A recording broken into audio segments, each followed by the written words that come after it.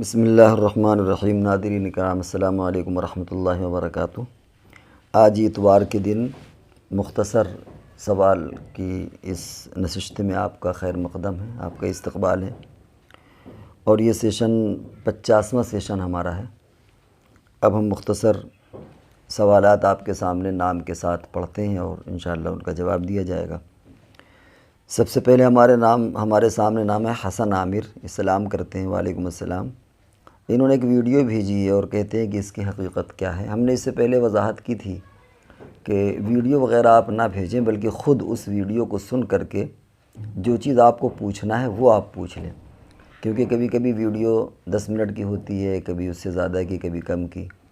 تو اب اس ویڈیو کو سننا، پھر آپ کیا پوچھنا چاہتے ہیں، کیونکہ ہر ویڈیو میں ساری باتیں غلط ہوتی ہیں، ایسا تو نہیں ساری باتیں غلط ہوں، تو اس میں زحمت ہوتی ہے کہ آپ کیا پوچھنا چاہتے ہیں۔ اس لیے بہتر طریقہ یہی ہے کہ آپ اس میں خود سن کر کے جو چیز آپ کو پوچھنا ہے اس کو سوال کریں، اور اگر آئندہ اس طرح کوئی صاحب ویڈیو کا حوالہ دیں گے تو پھر ہم اس کو سوال میں شامل نہیں کریں گے۔ دوسرا نام ہمارے سامنے عبدالاحد ہے۔ یہ کہتے ہیں السلام علیکم حضرت، ایک لڑکی سے شادی کرنے کی خواہش ہے مگر وہ مجھ سے شادی نہیں کرنا چاہتی، دعا کیجیے اللہ پاک اس کو میری امرات صالحہ یعنی اچھی بیوی، سب سے اچھی بیوی بنا دے۔ بھائی آپ جب وہ نہیں چاہتی تو پھر آپ کے چاہنے سے ہوگا کیا؟ اور ایسی لڑکی جو آپ کو نہ چاہتی ہو، جس کے دل میں آپ کی طرف سے کوئی محبت نہ ہو، یا وہ آپ سے شادی نہیں کرنا چاہتی، تو آپ کیوں پریشان ہیں اس کے لیے؟ آپ تو ایسے ہی کوئی دل ڈھونڈیے جس دل میں آپ کے لیے جگہ ہو۔ اور اس طرح اگر آپ شرط اللہ سے لگائیں گے، یہ تو ڈیمانڈ ہو گئی ڈبل کہ شادی بھی ہو جائے اور نیک صالح بھی ہو جائے، تو یہ تو بڑا مسئلہ پیدا ہو جائے گا۔ آپ کسی امریکہ، لندن، اللہ جانے کہاں کسی لڑکی سے آپ شادی کرنا چاہیں، پھر آپ دعا کریں کہ اللہ تعالیٰ میری شادی بھی کرا دے، اور اس کو اگر ہم مذہب نہیں ہے تو ہم مذہب بھی اس کو کر دے، اور وہ انڈیا میں ہمارے پاس آ بھی جائے۔ تو اس طرح دعائیں شرط لگا کے نہیں مانگی جاتی۔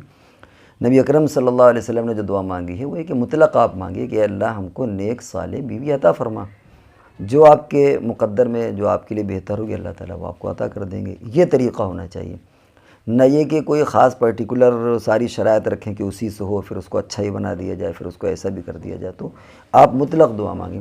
چنانچہ قرآن پاک میں بھی جو سکھایا گیا ربنا آتنا فی الدنیا حسنہ، بعض مفسرین کی رائے کہ حسنہ میں جہاں بہت سی چیزیں شامل ہیں اس میں نیک صالح بیوی بھی شامل ہے۔ یا ربنا ھب لنا من ازواجنا وذریاتنا قرۃ اعین، اے اللہ ہم کو جو زوجہ عطا فرما وہ آنکھوں کی ٹھنڈک ہو۔ تو اس طرح مطلق دعا مانگیے، کسی پرٹیکولر کے ساتھ دعا مانگنا اور پھر اس کو اگر وہ نیک نہیں ہے تو اس کو نیک بنانے کی بھی ڈیمانڈ کرنا، یہ دعا کی شایع نشانی چیز نہیں ہے۔ ثنا اسحاق کہتے ہیں میرا سوال ہے جو کسی نے ہم سے پوچھے تھے، تو ہم نے کہا تھا کہ مفتی صاحب سے پوچھ کر بتائیں گے۔ پہلا نمبر ان کا یہ ہے کہ کیا قضا روزے اگر جمعہ کو رکھا جائے تو کیا 2 رکھنے پڑتے ہیں، مثلا جمعہ جمعرات، جمعہ یا سنیچر؟ نہیں، ایسا نہیں ہے۔ اگر قضا روزے خالی جمعہ کو رکھنا چاہے تو کوئی حرج نہیں اس میں۔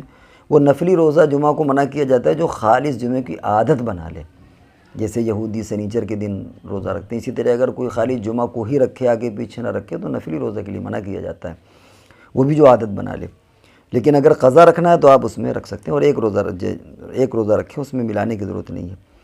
دوسرا سوال ان کا ہے کہ اگر روزے میں بھول کر کچھ کھا لیا جائے تو یاد آنے پر روزہ کھول لے یا روزہ ہو جائے گا؟ اس کا روزہ ہو جائے گا، بھول معاف ہے روزے کے اندر۔ اگر بھولے سے کھا لیا ہے تو اس یاد آنے پر روزہ توڑنے کی ضرورت نہیں، وہ روزہ ہو گیا، گویا اللہ تبارک و تعالیٰ نے کھلا دیا، اس کو پلا دیا، روزہ بھی ہو گیا، کھا پی بھی لیا اس نے۔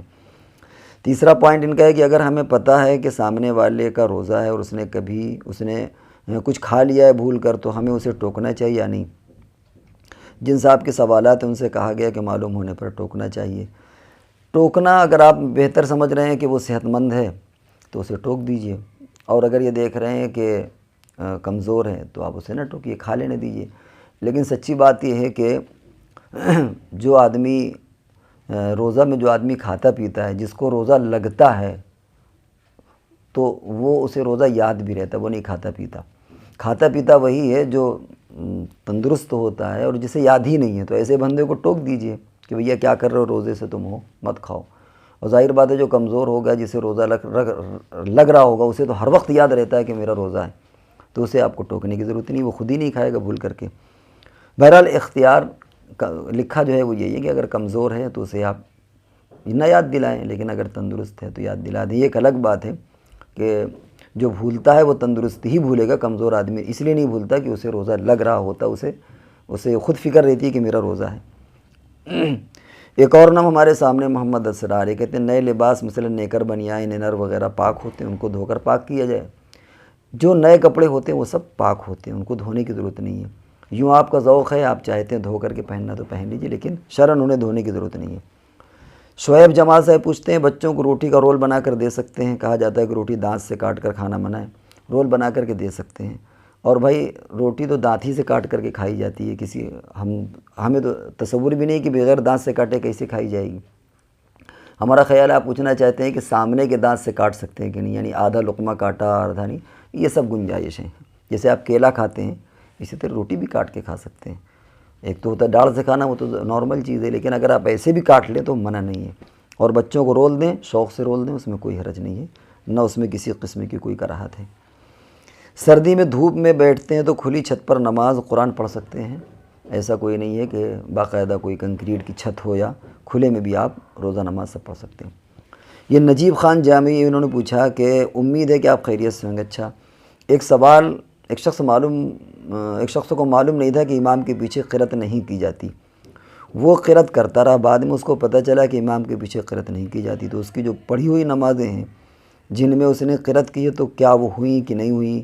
اگر نہیں ہے تو کیا ان کو دہرانا پڑے گا؟ امام کے پیچھے قرأت نہیں کرنا چاہیے، لیکن اگر کسی نے قرأت کر لی تو وہ ساری نمازیں اس کی ہو گئیں، ان کو دہرانے کی ضرورت نہیں ہے۔ محمد عبداللہ میدہ بازار یہ پوچھتے ہیں کیا بنا ہاتھ لگائے پیشاب وغیرہ کا صرف لوٹا یا مگ کے ذریعے سے استنجا لے سکتے ہیں یا پانی ڈال سکتے ہیں، یا کیا ہاتھ لگانا ضروری، اس کے بنا پاکی حاصل نہیں ہوگی؟ یہ پوچھنا یہ چاہتے ہیں کہ اگر ہم صرف مگ سے پیشاب یعنی استنجا، چھوٹا استنجا جس کو کہتے ہیں، اس کو ہم ڈالنا چاہیں تو دیکھیں پاک تو ہو جائے گا آدمی، لیکن کبھی کبھی تشفی نہیں ہوتی اور شک رہتا ہے کہ شاید اس مقام پر کوئی نہ کوئی نیا قطرہ آ گیا ہو۔ اس طرح جب ہاتھ کے ذریعے سے اچھی طرح صفائی کریں گے تو اب یہ ذہن میں یعنی خیال میں نہیں آئے گا کہ کوئی نیا قطرہ تو نہیں آیا، اچھی طرح صفائی ہو جاتی ہے۔ باقی اگر خالی پانی بھی ڈال لیں گے تو پاکی ہو جائے گی، صفائی ہو جائے گی، لیکن قطع وسوسے کو ختم کرنے کے لیے یہ بہتر ہے کہ ہاتھ لگا کر کے باقاعدہ دھلائی کر لیں آپ۔ ایک اور نام ہمارے سامنے بلال، یہ سلام کرتے ہیں وعلیکم السلام، ایک مسئلہ پوچھنا تھا کہ ٹھنڈے علاقے میں ہیں، وہاں پانی نہیں ہے، برف گر رہی ہے، تو کیا ہم گرتی ہوئی برف کو اٹھا کر وضو کر لیں تو ہو جائے گا؟ ہاں وضو ہو جائے گا، لیکن شرط یہ ہے کہ اس سے کچھ قطرے ٹپک جائیں۔ اگر قطرے نہیں ٹپک رہے تو اس کا مطلب ہے کہ وہ خالی پوچھنا ہوا، اس کو دھلنا نہیں کہیں گے، سمجھ رہے ہیں؟ اگر اس کو آپ برف کو رگڑیے اور رگڑنے کے بعد ایک دو قطرے بھی اگر ٹپک جائیں گے تو وضو ہو جائے گا۔ اب ظاہر ہے کہ کوئی اتنے ٹھنڈے ایریے میں رہتا ہو کہ وہ پانی کا قطرہ ہی نہیں ٹپک رہا، وہ تو پانی کا قطرہ ٹپکتا ہے تو پھر جم جاتا ہے، تو ظاہر بات ہے کہ ایسی جگہ پر تو آدمی گرم پانی کا استعمال کر لے۔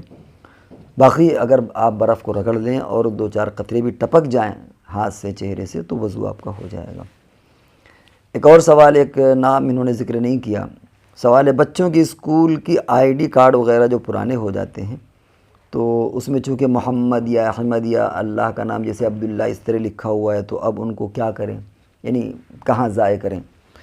ان میں ایک کام تو یہ کر سکتے ہیں آپ کہ مارکر سے اس کو مٹا دیجئے تو ختم ہو جائے گا، یا کسی چیز سے نام کو کھرچ دیجئے اس کو، اور پھر اس کے بعد ڈسٹرائے کر دیجئے، جلا دیجئے، یا کہیں دفن کر دیجئے، پھینک دیجئے، کیونکہ نام تو اس میں رہا نہیں۔ اور یا ہے کہ اس کو کہیں پر دفن کر، لیکن چونکہ وہ پلاسٹک کا ہوتا ہے تو کہیں اگر آپ اسے دبائیں گے بھی تو وہ پلاسٹک تو باقی رہے گی، تو پولوشن کا مسئلہ ہو جائے گا۔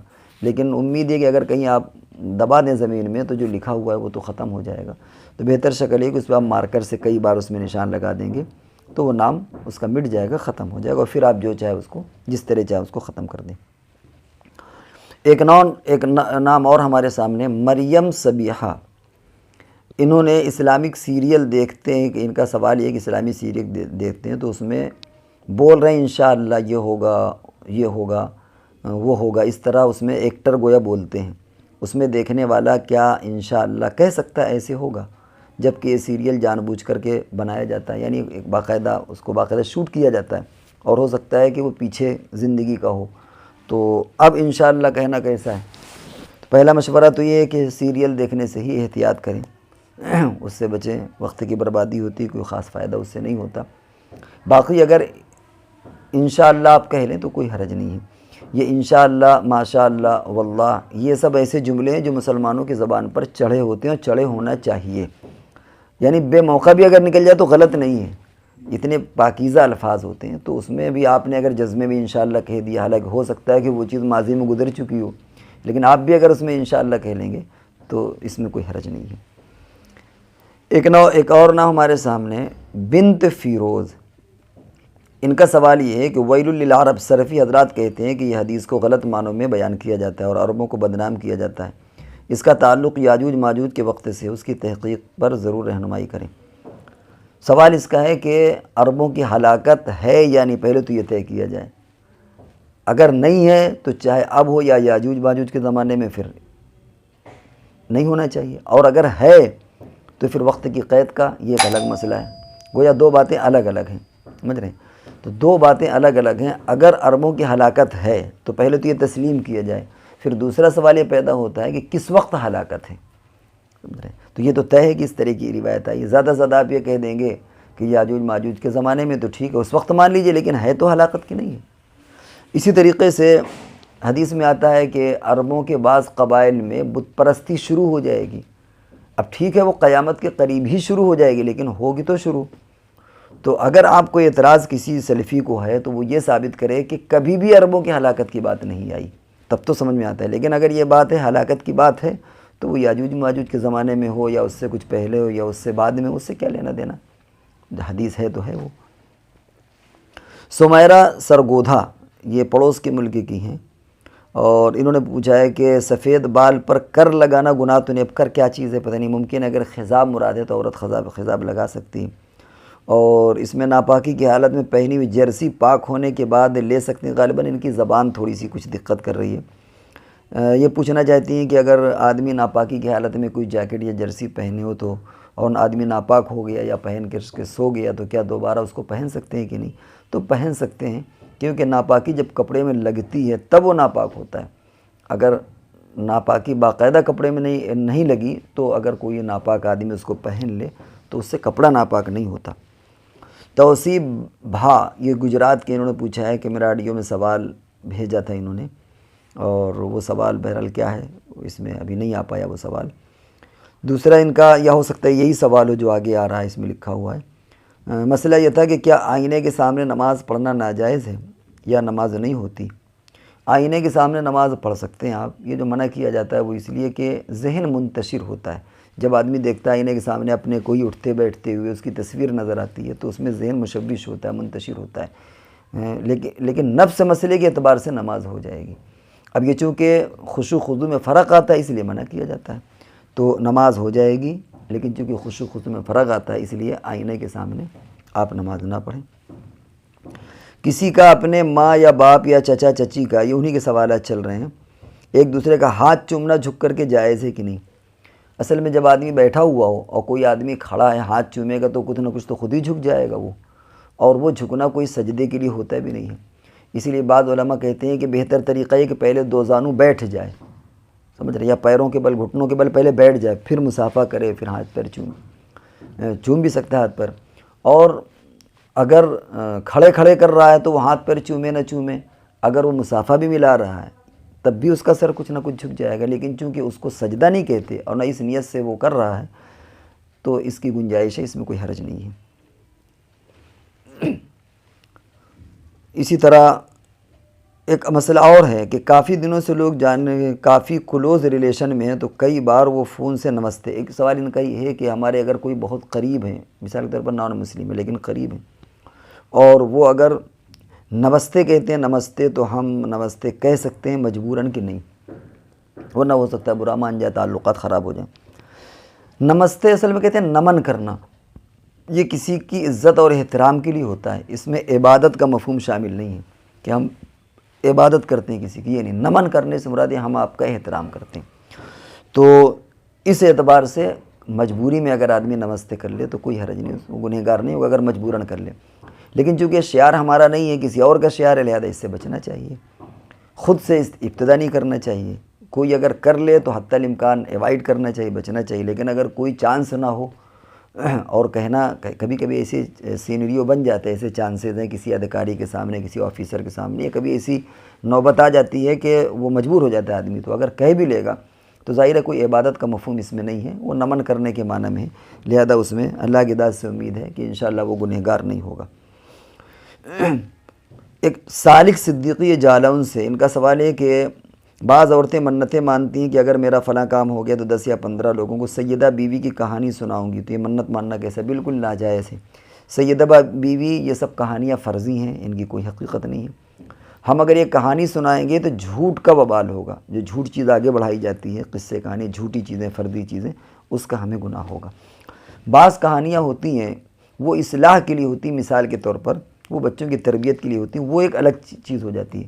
جیسے کبھی پرندوں کی کہانیاں ہوتی ہیں، جانوروں کی کہانیاں ہوتی ہیں، کتابوں میں بھی لکھی ہوتی ہیں، وہ کہانیاں تو اس لیے ہوتی ہیں کہ تربیت بچوں کی ہو جائے، اور اس انداز میں ایک نصیحت ہوتی ہے۔ مقصد وہاں پر سنانے والے کا بھی حقیقت نہیں ہوتی کہ واقعی کچھوا اور پتہ چلا خرگوش کی دوستی ہو گئی، کبھی نہ دوستی ہوتی ہے نہ کبھی مقابلہ ہوا ہے، لیکن وہ ایک سمجھانے کے لیے وہ کہانی ہے، وہ ایک الگ مسئلہ ہے۔ لیکن اس طرح جو سیدہ بیوی کی کہانی، اس میں آدمی یہ محسوس کرے گا کہ واقعتاً کوئی ایسی عورت گزری ہے اور واقعتاً اس کے ساتھ ایسا واقعہ ہوا ہے، اور یہ سب فرضی چیزیں، تو ان کو اگر آدمی آگے بڑھائے گا تو جھوٹ کا گناہ ہوگا، لہذا حد درجہ ان چیزوں سے بچنا چاہیے۔ اسی طرح آخری سوال ہمارے سامنے محمد سعد کانپور، ان کا سوال یہ ہے کہ نماز کے بعد 1 یا 2 یا 3 تسبیح پڑھتا ہوں درود شریف کی، اور یہ میں روز پڑھتا ہوں پابندی سے، تو کچھ غلط تو نہیں ہے؟ نماز کے بعد ہی خاص پڑھتا ہوں۔ بس یہی غلطی آپ کر رہے ہیں، آپ نے جو اسے لازم سمجھ لیا، لازم نہ سمجھیں۔ درود شریف بڑا مبارک عمل ہے، آپ جب چاہیں پڑھیں، لیکن یہ خاص طور سے نماز کے بعد 2-3 تسبیح، اور آپ نے کہا کہ نماز ہی کے بعد خاص طور سے پڑھتا ہوں، تو یہ چونکہ ایسا ثابت نہیں ہے۔ نماز کے بعد وہ تسبیحات ہے، سبحان اللہ، الحمدللہ، اللہ اکبر، 33 مرتبہ جو پڑھا جاتا ہے وہ آپ پڑھیے، لیکن اب نماز کے بعد اپنی طرف سے اس کا معمول بنا لینا اور خاص کر لینا، تو یہ چیز پھر بدعت کے دائرے میں آ جاتی ہے، آگے چل کے اللہ جانے اور کون سی نئی شکل ہی اختیار کر لے۔ اس لیے آپ شوق سے درود شریف پڑھیں، جتنا چاہے پڑھیں، لیکن یہ جو آپ نے خاص وقت، جیسا کہ آپ نے خود لکھا ہے کہ پابندی سے اور خاص وقت میں نے بنا رکھا ہے، تو اس خصوصیت کو آپ ختم کر دیں، اس تعین کو آپ ختم کر دیں۔ تو محترم ناظرین کرام، یہ ہمارے سوالات تھے مختصر، اور الحمدللہ وہ سب کے جوابات ہو چکے۔ اب انشاءاللہ اگلی نشست تک کے لیے ہم آپ سے رخصت ہوتے ہیں، اور جب تک کے لیے اجازت دیجیے۔ والسلام علیکم ورحمۃ اللہ وبرکاتہ۔